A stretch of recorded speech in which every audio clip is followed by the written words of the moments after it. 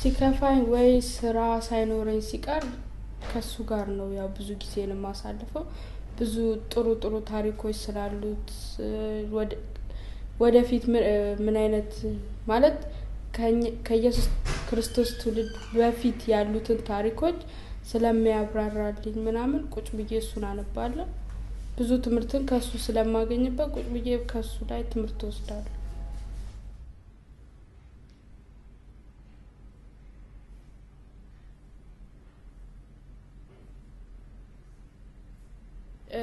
ራሴን ለማሻሻል ብዬ ነበር የመጣው በፕሌን የመጣው ሰው ነው ያመጣኝ የወንድሜ ጓደኛ ያው ከካይሮ ከመጣው በኋላ የነበርኩት ኮሌጅ ልጅ ጋር ነበር እና እሷ ጋር ተቀምጬ ሰራ ነበር ስራ ያው ለአንድ አመት ያህል ስራ ሰርቼ ትንሽ ሳንቲም አጠራቅሜ ነበር ባጋጣሚ ትንሽ ከልጅቷ ጋር ባለመግባባት ምክንያት ያለኝ ሳንቲም ወስዳ ከቤቷ አባረረች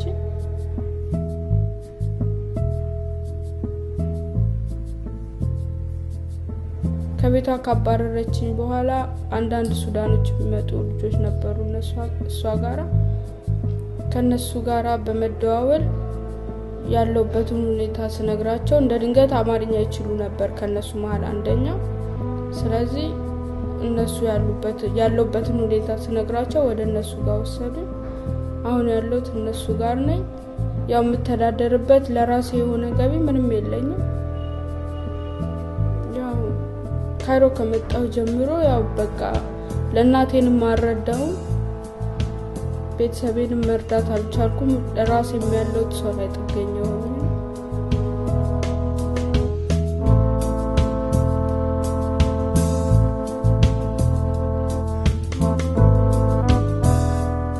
A lot of irregular migrants are still actually migrating for really critical, tricky reasons.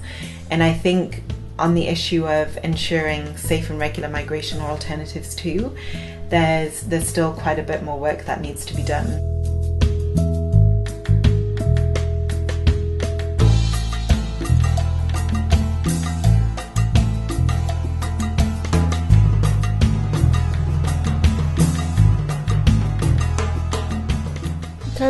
ከቤታችን ውስጥ የመጨረሻ ልጅ ነበር ያው በቤተሰብ ውስጥ በጣም ተወዳጅ ስለነበርኩኝ ሁሉም በስስት ነበር የሚያይ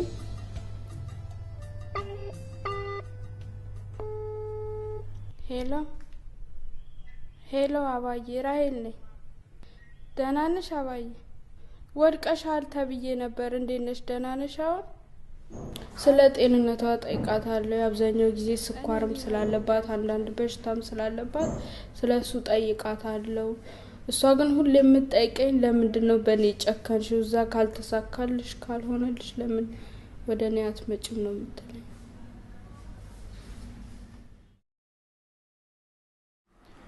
بحب الكرة عشان ببقى مرتاحة يعني بحب ألعب لعيب عندي فن وكده بعرف ألعب يعني كويس ايه اصحابي بيجي ياخدوني يعني عشان العب معاهم كده لما اكون فاضي بس كده بقعد يعني قدام التلفزيون ورا شغل بسيبه وامشي عادي لما ساعتين بس قدامه وانام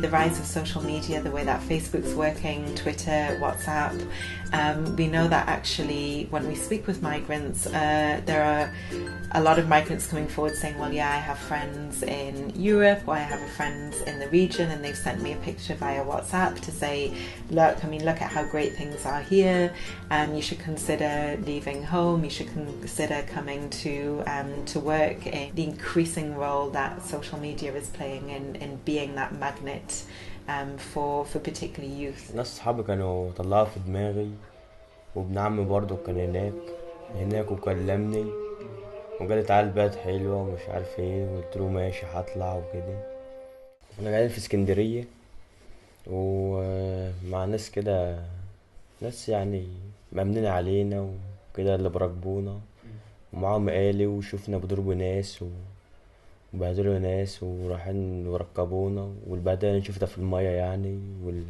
كنا 480 واحد في مركب صيد صغيرة مش كبيرة يعني 25 متر المركب الصيد اللي كنا راكبين فيه. كنا 480 واحد والموج كان عالي علينا، كنا بين الحياة والموت. كنا بين الحياة والموت في المركب. لو كنا قعدنا بس يوم واحد كنا موتنا في المية. نفس يعني نفس الناس دول اصلا بتوع اسكندريه دول واللي بيسفروا الناس دول كلها يتمسكوا، ما يبقى في حكومه في البحر وفي كل مكان، عشان اصلا الناس اللي بتركب دي مش بيكونوا مهتمين بيهم، بيرموهم كده في المركب على طول كده، مش بيهتموا. ومعانا اطفال صغيره.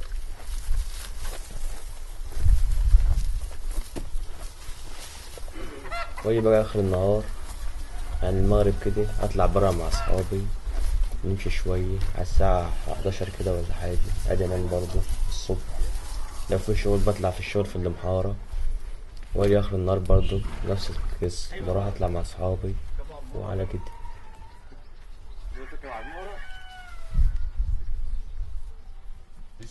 انا ما اعرفش حاجه الا لما اما الحاجه اللي انتوا هتجيبوها لنا ديت نشوفها الاول، ولا هناخدها ولا مش هناخدها. بعد كده حياتي انا هسافر، انا مش هقعد.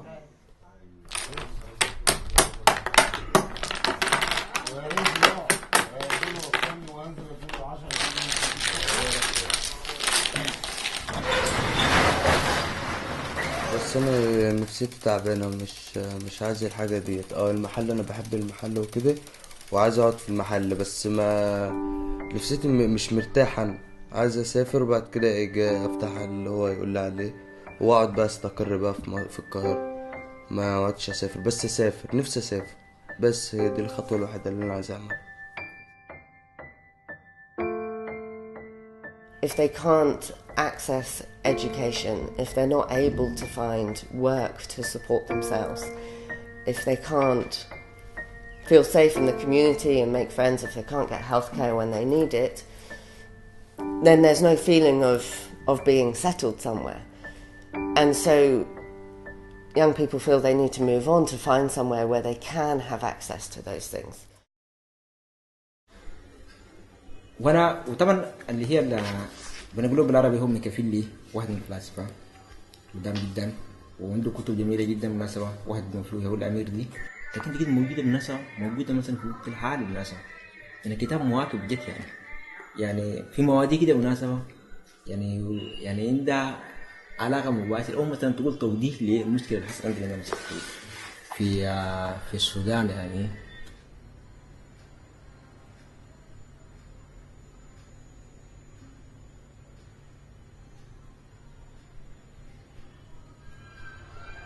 طبعا هربوا القرى كلها طبعا يعني، والناس طبعا فروا طبعا في الجبال. طبعا المنطقة طبعا جبلية، منطقة جبلية، الناس جروا في الجبال عنهم لأيام كده. طبعا قاعد الجبل صعبة جدا يعني، مع إنه الناس محتاجة داير تاكل وداير تشرب. هي فعلا كان هو صعب نفس الوقت طبعا، لأنه طبعا الانتقالات يومي بالنسبة للناس طبعا جاي من القرى، طبعا انتقالات اللي يشتغلوا فلان اللي يتصلوا بيت فلان يعني، كان صعب جدا. فبتذكر الله يومي قالت لي يا اخي انتوا هندير خلاص انتهينا يعني، ما فينا مسألة اصلا ولا ما فينا حاجات، انتوا لساكم انتوا حقوا تمشوا شلوكم تريد تخرجوا من البلد دي. We do have like different type of migrants here, migrants who flee their country because of political reasons. Along the East African route, like if you talk about like Somalia, Eritrea, Ethiopia and Sudan, they came to Egypt seeking asylum.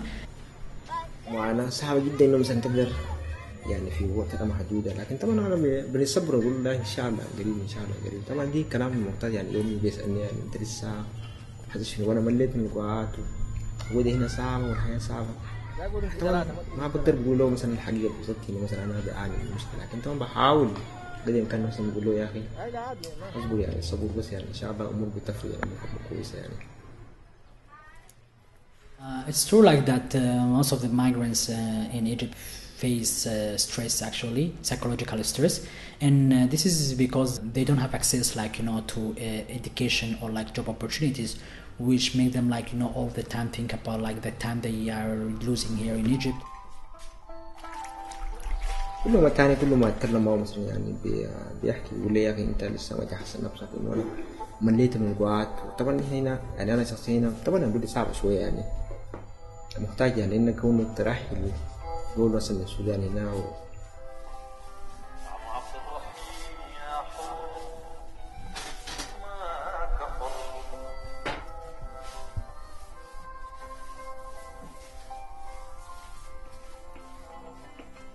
طبعا هو الاريا برجل بالمناسبه يعني السودانيين كتار يعني اغلبهم كلهم من السودان.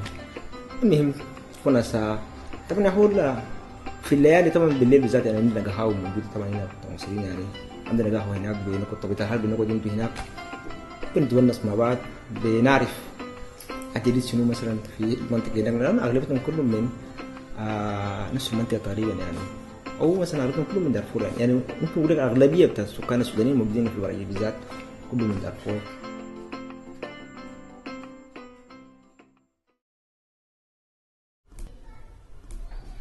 أنا برسم بقلم بعد ما أرسم أحط الألوان بعد ما أحط الألوان أخيط واجي أرسم بقلم رصاص واجي أحط الألوان ده أكتب له ده بنفسجي ده زهري ده بنفسجي ده أحمر يلا أخيط.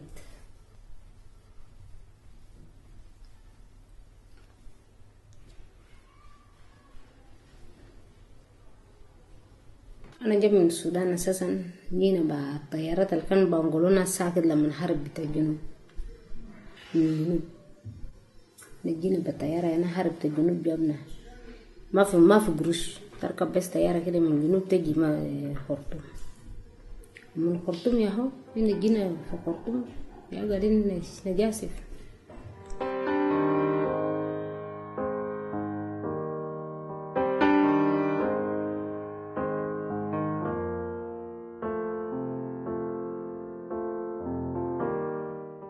ما في سبب أنا أساسا زهجان هنا ما أنا 10 سنة هنا لا هجرة لا وطنوني يلا نعمل شنو. أنا قاعد 10 سنة هنا ما في السفر لهجرة وقاعد واشتغلت يا 10 سنة تعبت وقاعد.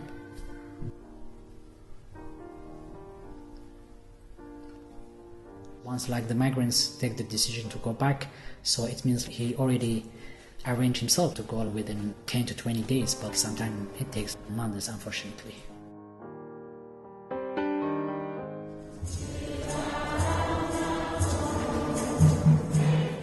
أنا وريته إحنا لابسين أبيضنا أمهات في كنيسة جنوب مريم إحنا بنخدم في الكنيسة وفي الثلاثة يا بنروح نصلي ونقرأ كتاب المقدس إحنا نطبخ قدنا لابسين أبيض ده وبنعمل خدمات في الكنيسة زي ما انتوا شايفين بيقسموه اللحد ده ناس تانية بيجمع عطايات واللحد تاني تنادي في الكنيسة نعمل كده.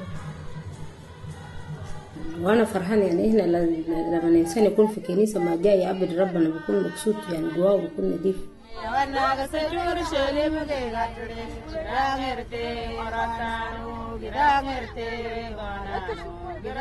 مصر هنا ليه مشاكل كتير لازم تبقى حافظ لنفسك وانا يعني مش مبسوطين قاعدين بس كده بخوف دول ما بيحس بسعادة زي قاعد في بلدها.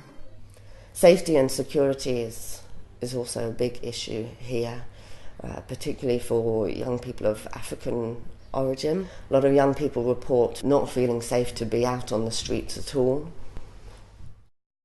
Ici, c'est lors de la dernière célébration de la fête de l'unité. Le 20 mai, la fête nationale. Là, ce sont les remises des prix aux lauréats. Et ici, c'est lors de la soirée, la grande soirée. Et là, c'est le discours que je prononce en tant que leader, le président de la diaspora camerounaise d'Égypte.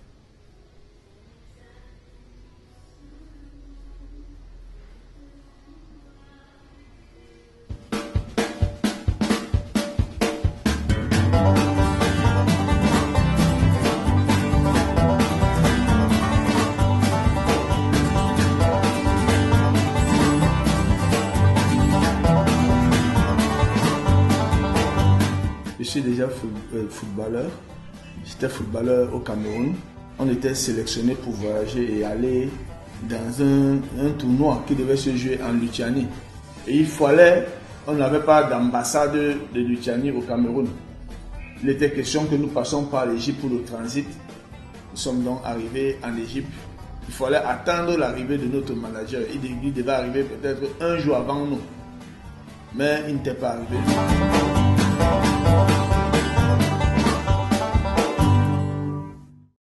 La bonne nouvelle, j'exhortais les amis, les frères, puisqu'on avait trouvé beaucoup d'autres Camerounais qui étaient déjà là, qui cherchaient aussi des opportunités de partir. Et c'était très difficile en Égypte parce qu'il n'y avait pas moyen de travailler. À ce moment, c'était très difficile.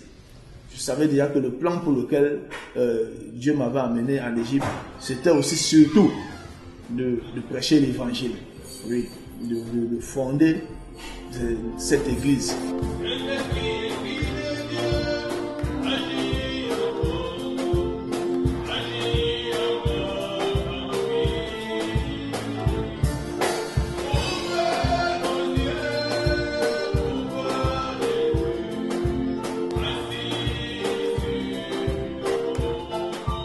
It's really important when you have countries which are hosting large numbers of migrants, that there are spaces for cultural identity, that there are spaces for migrants to be able to actually appreciate and exercise their own traditions, their own cultural heritage, but also to provide forums whereby you can maximise the integration between host communities, migrants, other migrant populations within a country.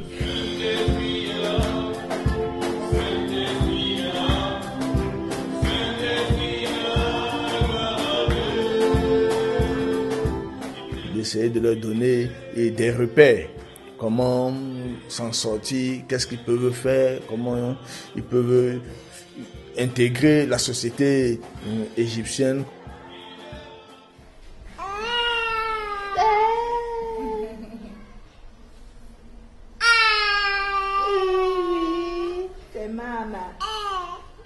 En ce qui concerne l'Égypte, moi personnellement, dans un aspect général, je vous dirais que l'Égypte, c'est un bon pays.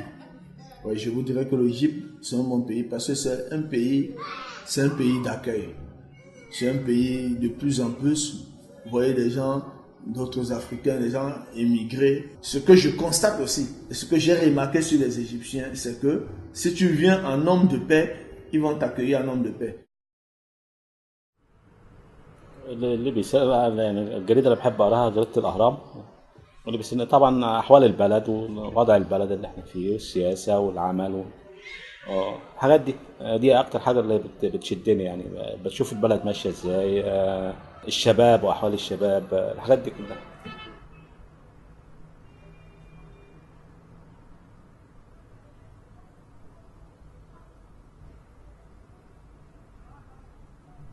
كان ليا بعض أصدقاء هناك في هولندا، قدمت على التأشيرة وخدتها وسافرت هناك أدور على فرصة عمل زي أي شاب بيسافر وبيدور على فرصة عمل. هي دي باختصار يعني. الأسباب إن أنا رجعت بلدي إن ما عادش فيه فرص عمل، خلاص فرصة شغل بالنسبة لي، فطبعا مش معقول هعيش كده يعني على إن أنا آخد من ده وآخد من ده.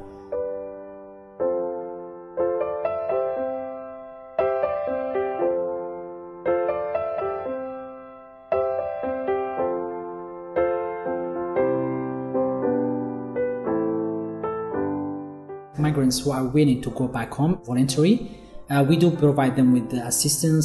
We provide them with the ticket, and we also make sure we screen them medically and to make sure they fit to travel. And they reach there, we assist them with the reintegration grant that help them to integrate with their community, to rebuild their life again in their community.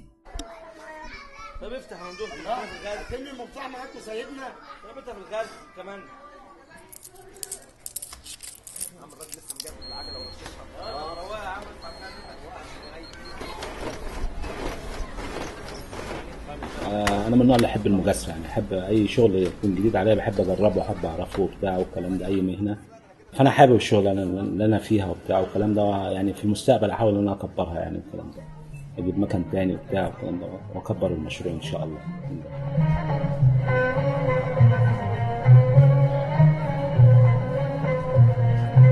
لا طبعا مش ندمان بعد سنة ونص، مش ندمان. اولا انا بقالي فترة ما شفتش اهلي وبتاع والكلام ده، فدي ان انا اعيش مع اهلي وبتاع.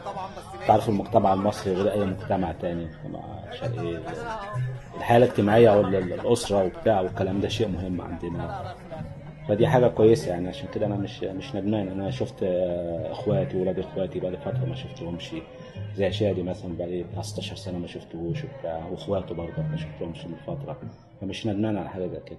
دي بلدي وفي الاخر كنت كده هرجع يعني.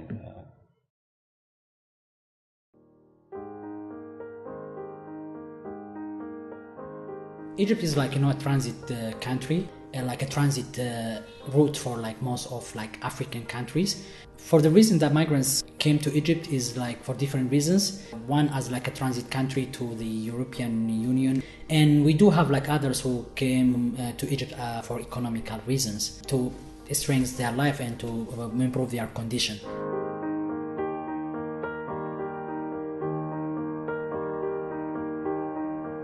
You might have an individual who's arrived here in Egypt and they were given an offer of work. They accepted that offer of work thinking that it was a very true and valid offer of work. They arrive here, maybe it's a domestic worker, they're working in a household, and they find that that offer has just been one big lie and their whole world falls apart. So really the first line when we deal with any migrant who comes forward to receive IOM's assistance is to give as much information as we can give, but to give accurate information and to not make any promises. يعني في الوقت الحالي او في الوقت اللي احنا فيه دوت ما احبش او ما حبسش ان حد يسافر اوروبا. يعني اوروبا مش زي زمان، يعني هم مش هيلاقي فرصة عمل، وعشان يسافر ويلاقي فرصة عمل لازم يكون دارس كويس جدا ومعاه لغة كويسة جدا والكلام ده عشان يقدر يلاقي فرصة عمل. لكن دلوقتي الحالي الحال زي بعض، يعني الاقتصاد تعبان في العالم كله، مش هيلاقي فرصة عمل بسهولة، او هيفتكر ان هو هيروح هناك هيعيش في جنة او هيلم فلوس وهو واقف كده يعني من غير عمل ولا بتاع ولا الكلام ده. لا طبعا. استقبالي هنا كحاجة مع ابويا وساند عليه برضك في الفلاحة وزي ما احنا ماشيين، بس الموضوع ده ما عدتش مفكر فيه زي الاول، ما عدتش في دماغي، ما عدتش اسافر ولا كده يعني. انا بنصح اي واحد ما يركبش تهريب خالص، رسم شرعي، غير شرعي يبقى هو بيموت نفسه. معنا يا هو داري يشوفوا اللجنة يشوفوا حاجة عشان يودينا محل، يودينا يسافرونا يالي يمشي يقرأ كويس، بدل نرجع جنوب تعب عيان، وانا عيان جري نمشي نعمل اري يقتلني قبل ما نشوف يعني. ወደ ሀገር ከገባው አቅም ካለኝ የሆነ ሆቴል ነገር ከፍቼ መስራት ፈልጋለሁ። ያን ነገር እንዲኖረኝ ምኞት አለኝ ፈልጋለሁ። You as a worker from an international organisation representing IOM, representing the UN system, is then given the responsibility and the privilege to actually help get that individual's life back on track.